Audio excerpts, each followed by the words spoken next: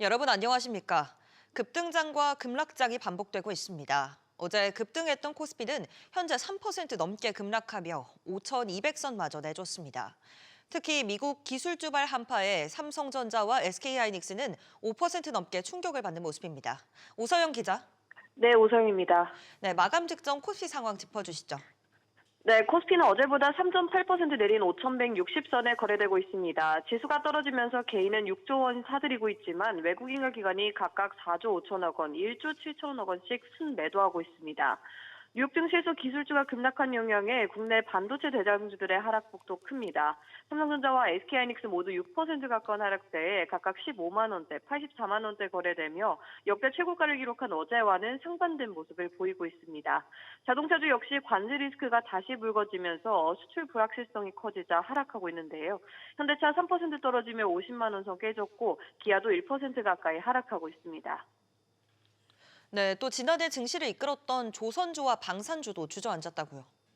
네, 그렇습니다. 우크라이나 종전 기대감 등의 방산주 낙폭도 확대되고 있습니다. 하나 에어로스페이스 7% 넘게 하락 중이며 현대로템도 9% 넘게 하락하고 있습니다. HD 현대중공업과 하나오션 등 조선주도 모두 하락 중인데요. 시가총액 상위 종목 모두 파란불이 켜진 상황입니다. 이어 코스닥도 힘을 못 쓰고 있는데요. 외국인과 기관 매도세에 코스닥 역시 3%대 하락한 1,100선에 거래되고 있습니다. 개인은 8천억 원 순매수에 나서고 있는 상황입니다. 시총 상위 종목 보면 코오롱 티슈즈만 오름세이고 삼천당 제약, 레인보우 보톡스, 에코프로 비엠, 에코프로, HLB, 알테오젠 등 모두 5% 안팎으로 낙폭을 키우고 있습니다. SBS 비즈 오서영입니다. 미국 나스닥 등 글로벌 증시에서 24시간 거래가 추진되고 있습니다. 이에 뒤처지지 않기 위해 한국 거래소도 거래 시간을 확대해 나섰는데요. 불장 속 우리 증시가 더욱 탄력을 받을 수 있을지 관심이 쏠립니다. 취재 기자 연결하겠습니다. 신성우 기자. 네, 신성호입니다. 네, 한국 거래소가 12시간 거래 체계를 도입한다고요. 네, 오는 6월부터 12시간으로 거래 시간을 연장하기로 했습니다. 구체적으로 오전 7시부터 8시에 프리마켓을, 오후 4시부터 8시까지 애프터마켓을 신설하는데요. 최종적으로 내년 말까지 24시간 거래 체계를 구축한다는 방침입니다. 정은보 한국거래소 이사장은 넥스트레이드를 비롯해 나스닥 등 글로벌 거래소 간 경쟁이 심화되고 있어 동등한 환경을 조성하기 위해 연장이 불가피하다고 밝혔는데요. 가장 중요한 과제로는 전산 준비를 꼽았습니다. 실제로 빠듯한 기한과 전산 개발 과정에서의 노무 부담을 이유로 증권가에서 반대 분위기가 확산하고 있는데요. 이에 대해 정은보 이사장은 일부 중소형 증권사에서 부담을 호소하고 있는 것도 사실이라며 적극 지원에 나설 것이라고 언급했습니다. 네, 또 이 중복 상장에 대해서도 언급이 있었습니다. 네, 그렇습니다. 정은보 이사장은 일본, 미국 등 선진 시장과 비교해 국내 시장에서 중복 상장 문제가 많다며 가능한 되지 않도록 제도를 만들어 나갈 것이라고 밝혔습니다. 일각에서는 과도하게 장벽을 높일 경우 기업들이 해외에 상장하는 것이 아니냐는 우려도 제기되는데요. 이에 대해 정은보 이사장은 소액 투자자 이익 보호의 관점에서 자회사 국내 상장과 해외 상장은 다를 게 없다며 이 부분도 고려해 제도를 설계할 것이라고 강조했습니다. 한편 정은보 이사장은 최근 고공행진 중인 코스피에 대해 6천을 넘어설 여력도 가지고 있다고 밝혔는데요. 이어 7천을 넘어가게 되면 그때부터는 코리아 프리미엄 시대로 넘어가는 단계라고 짚었습니다. SBS 비즈 신성호입니다. 오는 5월 9일 다주택자 양도소득세 중과 유예가 예외 없이 종료된다는 소식에 똘똘한 한 채로 갈아타시는 분들 부쩍 늘었는데요. 대통령이 주거용이 아니면 그것도 하지 말라며 또 한 번 강경한 메시지를 내놨습니다. 안지혜 기자. 네, 구체적으로 뭐라고 한 겁니까? 네, 이재명 대통령은 오늘 새벽 똘똘한 한 채로 갈아타는 것도 주거용이 아니면 안 하는 것이 이익이라는 내용의 글을 SNS에 올렸습니다. 다주택자를 압박했더니 집도 안 보고 계약한다면서 최근 강남을 중심으로 갈아타기 움직임이 있다는 내용의 기사를 공유하면서 이렇게 밝힌 건데요. 투자용 목적으로 이른바 똘똘한 한 채를 선호하는 흐름을 억제하기 위해서 다양한 정책 수단을 강구할 수 있음을 시사한 것으로 풀이됩니다. 네, 이 대통령 최근 연일 비슷한 메시지를 내고 있습니다. 네, 지난달 말부터 연일 SNS에 투기성 다주택자를 비판하면서 집값을 잡겠다라는 의지를 피력하고 있는데요. 지난달 31일에는 망국적 부동산의 정상화는 불가능할 것 같냐면서 코스피 5천 달성과 계곡 정비와 비교해 훨씬 쉽고 또 더 중요한 일이라고 강조했고 이달 들어서도 연일 집값 폭등에 고통받는 국민이 더 배려받아야 한다. 4년 전부터 매년 종료가 예정됐던 건데 대비를 안 한 다주택자의 책임이 아닌가라고 지적했습니다. 현행법상 다주택자가 서울 등 조정 대상 지역에서 집을 팔면 주택수에 따라 기존 세율의 20에서 30%포인트가 중과되는데요. 정부는 2022년 5월 이 같은 양도세 중과를 유예하면서 연장을 해왔는데 오는 5월에는 추가 유예 없이 종료한다는 게 대통령이 최근 연일 강조하는 내용입니다. 국세청장 역시 양도세가 중과되기 시작하면 세금 부담이 2배 넘게 늘어난다고 예시를 들면서 직접 이 대통령을 거들기도 했습니다. SBS 비즈 안지혜입니다. 고공행진하던 서울 아파트값 상승세가 4주 만에 한풀 꺾였습니다. 상대적으로 저평가된 외곽 지역은 여전히 오름세를 보였지만 정부의 세금 규제 강화 예고에 강남 3구의 상승폭이 줄어든 영향이 컸습니다. 취재기자 연결합니다. 박연신 기자. 네, 이번 주 서울 아파트값 얼마나 올랐나요? 한국부동산원이 발표한 이번 주 서울 아파트값은 0.27% 오른 것으로 나타났습니다. 올 들어 서울 아파트값은 꾸준히 상승폭을 키워가다가 4주 만에 오름폭이 둔화된 겁니다. 자치구별로 살펴보면 관악구가 0.57% 올라 서울 내 가장 높은 상승률을 보였습니다. 2주 연속 0.5%대 상승률인데요. 영등포와 성북이 0.41% 올라 그 뒤를 이었습니다. 서울 내에서 상대적으로 덜 올랐던 비강남권이 상승세를 주도하는 모양새입니다. 반면 강남 3구와 용산은 상승폭이 줄거나 제자리 걸음을 했습니다. 전국에서는 용인 수지가 0.59% 오르며 가장 높은 상승률을 기록했습니다. 고공행진하던 서울 아파트값이 숨고르게 들어간 모습인데 이유가 뭡니까? 이재명 대통령이 오는 5월 9일 다주택자 양도소득세 중과 유예를 종료하겠다고 예고했는데요. 세금 부담을 느낀 다주택자들이 가격을 낮춰서라도 매물을 내놓으면서 전체적인 상승폭이 조정된 것으로 풀이됩니다. 실제로 서울 아파트 매물은 오늘 기준 5만 9천여 건으로 한 달 전보다 6% 넘게 늘었습니다. 서울 매물이 연일 증가하는 추세를 보이면서 가격 조정이 이뤄지는 모양새입니다. SBS 비즈 박연신입니다. 은퇴 후 집은 있지만 현금 자산은 없는 어르신들을 위해 집을 맡기면 매달 연금을 주는 제도가 있습니다. 하지만 도입 20년이 되도록 가입률이 낮아 유명무실하다는 지적이 나오는데 다음 달부터 매달 받을 수 있는 금액이 늘어납니다. 보도에 류선우 기자입니다. 주택연금을 외면하게 만들었던 가장 큰 이유 중 하나인 낮은 수령액. 금융당국은 제도 도입 이래 처음으로 연금 산정 방식을 손질해 수령액을 2% 이상 올렸습니다.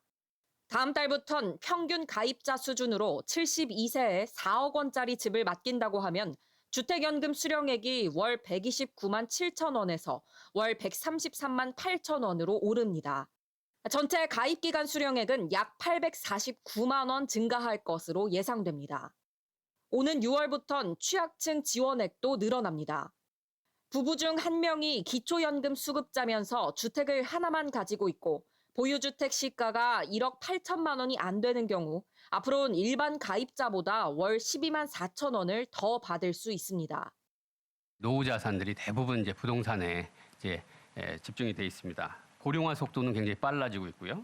부동산을 유동화해서 어떻게 보면 노후 소득을 보장해주는 측면에서 주택연금의 그 역할이 굉장히 중요합니다. 가입 문턱을 낮추기 위해 가입할 때 내는 초기 보증료는 주택가격의 1.5%에서 1%로 낮춥니다. 가입비가 약 200만 원 정도 줄어드는 셈입니다. 실거주 의무 예외 조항도 신설합니다. 부부 합산 1주택자가 질병치료, 자녀 봉양, 노인 주거복지시설 입주 등 사유로 담보주택에 실거주하지 않더라도 가입이 가능해집니다. 가입자 사망 후 만 55세 이상 자녀가 같은 주택을 담보로 주택연금 가입을 원하면 별도의 채무상환 절차 없이 가입할 수 있도록 제도도 개선됩니다. 다만 제도 개선의 핵심 과제 중 하나인 주택가격 요건 완화는 이번 대책에 포함되지 않았습니다. 당국은 오는 2030년까지 주택연금 가입률을 현재 2%에서 3%까지 올리겠다는 목표로 추가 개선 방안을 검토할 계획입니다. SBS 비즈 류선우입니다. 대형마트에 대해 영업시간 제한과 의무 휴업 등 각종 규제가 10년 넘게 이어지면서 마트들은 생존을 걱정하는 처지에 놓였습니다. 전통시장을 살리기 위함이라는 규제 취지와는 달리 쿠팡 등 플랫폼 대기업들의 몸집만 키우면서 불공정한 경쟁 구도만 심화됐다는 지적이 이어지고 있는데요. 이에 정부 여당이 관련 개선안 논의에 착수했습니다. 김한나 기자. 네, 김한나입니다. 네, 구체적으로 어떤 논의를 한 겁니까? 정부 여당과 청와대는 어제 협의회를 열고 대형마트 규제 개선과 관련한 방안을 논의한 것으로 전해졌습니다. 현행 유통산업발전법에 따르면 대형마트는 매달 이틀의 의무 휴업과 함께 밤 12시부터 오전 10시까지는 영업을 할 수 없다 보니 이 시간 배송도 금지돼 있습니다. 당정청은 온라인 주문에 대해 관련 규제를 적용하지 않는 예외 조항을 두는 방안을 협의한 것으로 알려졌습니다. 국회에서 개정안이 통과될 경우 대형마트도 심야 시간 영업과 새벽 배송이 가능해지는 겁니다. 네, 실제 규제로 이 대형마트 등 관련 업계는 직격탄을 맞았죠. 네, 그렇습니다. 지난 2024년 쿠팡 연매출은 41조 3천억 원으로 국내 대형마트를 모두 합한 매출인 37조 1천억 원을 넘어섰습니다. 2020년부터 2024년 5년 사이 이마트와 홈플러스, 롯데마트의 매출은 4.7% 느는 데 그친 반면 쿠팡은 규제 반사이익 등의 영향으로 매출이 3배 넘게 뛴 겁니다. 소상공인을 보호하겠다는 당초 입법 취지보다는 홈플러스의 경우 존폐 위기에 놓일 정도로 마트 업황이 장기 침체를 겪게 되면서 규제 강화 기조를 펴왔던 여당도 규제 완화로 선회하고 있다는 분석입니다. SBS 비즈 김한나입니다. 지난해 합계 출산율이 반등하면서 인구 절벽 위기 속 희망의 불씨가 보이기 시작했죠. 기업들의 파격적인 지원도 가시적인 성과를 내고 있는데요. 2년 전 자녀를 낳은 직원에게 묻지도 따지지도 않고 1억 원씩 지급하기로 시작했던 부역이 사내 수치로 그 효과를 증명했습니다. 류정현 기자가 취재했습니다. 아이 한 명당 1억 원. 파격적인 출산장려금 지급 현장은 올해도 축제 분위기였습니다. 국정회에는 별다른 조건이 없어 입사 하루 만에 1억 원을 받은 직원도 나왔습니다. 출산 자체를 입사한 다음 날 하다 보니까 못 받는 거 생각하고 출근을 했어요. 연년생으로 아들과 딸이 생겨 2년간 2억 원을 받은 직원도 있습니다. 부부에게 찾아와준 아기들이 말 그대로 복덩이 그 자체인 겁니다. 시무식 당일에 1억을 딱 들어왔을 때에 대한 기분은 엄청 기뻤습니다. 이제 또 어디에 써야 될지도 고민이 많았고 추후에 이제 본가에 고향에 내려가서 집을 살 때 보태려고 하고 있습니다. 올해 부영그룹에서 직원들에게 지급된 출산장려금은 모두 36억 원입니다. 1년 전 28억 원보다 28% 증가했고 누적 지급액은 134억 원입니다. 파격 행보는 게임사 크래프톤이 출산장려금 6천만 원, 육아지원금 4천만 원을 지급하는 등 재계 전반으로 확산하고 있습니다. 다만 2년간의 실험을 거친 부영그룹은 사회 전반으로 출산장려금 문화가 확산하려면 제도적 뒷받침이 시급하다고 강조합니다. 동네 사람이 아니면 가까운 사람이 아기를 낳았다 그래서 출산장려금 주고 싶은데 그거는 면세가 아직 안 됐습니다. 그래서 그 부분 때문에 저희가 건의서를 내고 있습니다.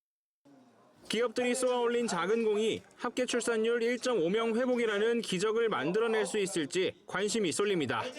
SBS 비즈 유정현입니다. 피부 미용 시술이 치료 행위로 둔갑하거나 고의료 차 사고를 내 보험료를 청구하는 보험 사기가 끊이질 않고 있는데요. 이렇게 되면 결국 선량한 가입자들만 보험료가 오르게 되는 피해를 입게 돼 금융당국이 대응에 나섰습니다. 취재기자 연결합니다. 최윤아 기자. 네, 최윤아입니다. 네, 우선 금융당국이 보험 사기에 연루된 의료기관을 겨냥한다고요. 네, 금융감독원은 보험업계 임원들을 불러 모아 실손보험 관련 사기에 무관용 원칙을 적용하겠다고 밝혔습니다. 먼저 영양수액을 막거나 피부미용 시술 등을 시행하면서 도수 통증 치료 등 허위 진료 기록부를 발급하는 의료기관이 대상입니다. 특히 최근 고가의 비급여 비만 치료제가 인기를 끌면서 관련 사기에 대한 대응도 강화될 전망인데요. 일부 의료기관에서 비만 치료제 구입 비용을 실손보험으로 충당할 수 있다고 권유하는 등 사례가 포착된 겁니다. 금감원은 지난달 12일부터 오는 3월 31일까지 특별 신고 기간을 운영 중으로 전국 실손보험 사기 의심 병의원, 의사, 브로커 등 신고를 접수받고 있습니다. 네, 또 자동차 보험 사기에 대한 조사도 강화된다고요. 네, 자동차 보험 사기에 비자발적으로 연루된 환자를 위해 보험 사기 조사도 합리화한다는 계획입니다. 또 운전자가 자동차 고의 사고 다발 지역에 진입하면 내비게이션 음성 안내가 나오도록 하는 등 선제적 대응에 나선다는 방침입니다. 치아보험 사기에도 경고등이 켜졌습니다.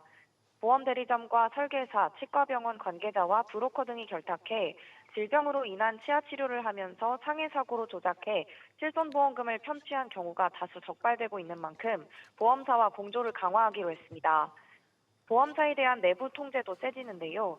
보험 사기에 연루됐을 경우 회사 자체 내규뿐 아니라 법원의 통상적인 형량 수준을 종합적으로 고려해 징계 실효성을 제고하겠다고 금감원은 밝혔습니다.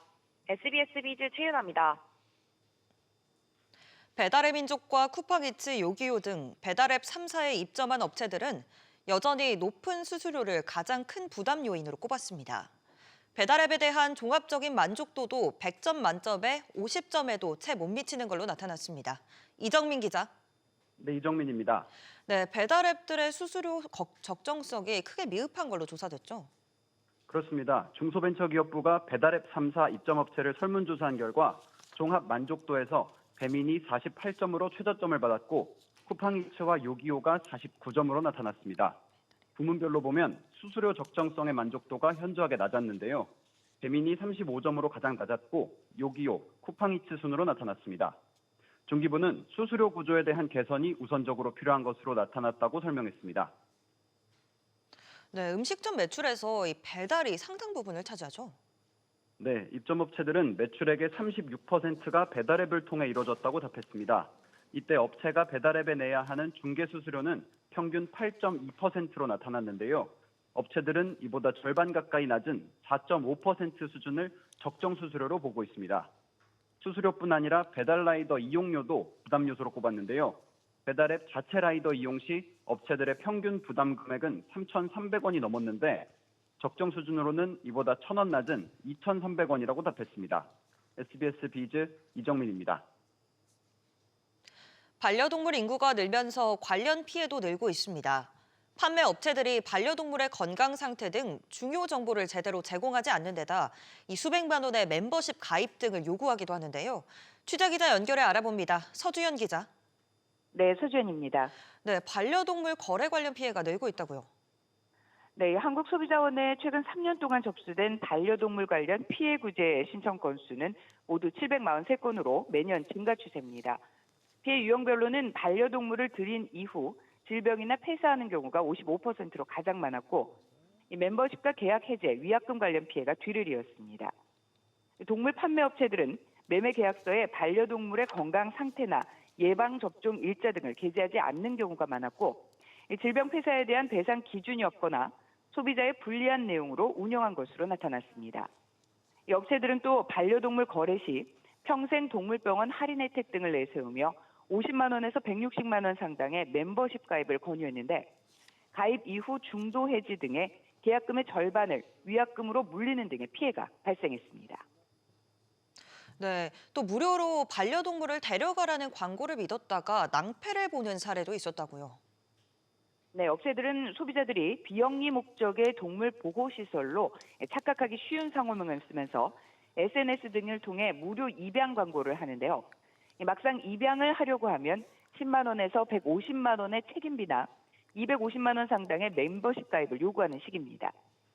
소비자원은 반려동물 구매 시 건강 상태와 배상 기준, 멤버십의 위약금 기준 등을 잘 살필 것을 강조하는 한편 관계부처의 동물보호시설 5인 명칭 사용 제한을 요청할 계획이라고 설명했습니다. SBS 비즈 서주연입니다. 부동산 다주택자 중과 유예 종료를 예고한 정부가 임대차 등 문제와 관련한 보완책을 다음 주 발표합니다. 구윤철 경제부총리는 자신의 소셜미디어 X에 다주택자 양도세 중과 유예를 종료하되 임대 중인 주택 등 국민의 불편을 최소화하는 보완 방안을 다음 주 발표하겠다고 밝혔습니다. 현재 세입자가 거주 중인 주택은 매수자가 토지 허가제 조건인 실거주 의무를 단기간에 이행하기 어렵다는 점 등을 고려해 보완책을 마련하겠다는 의미로 풀이됩니다.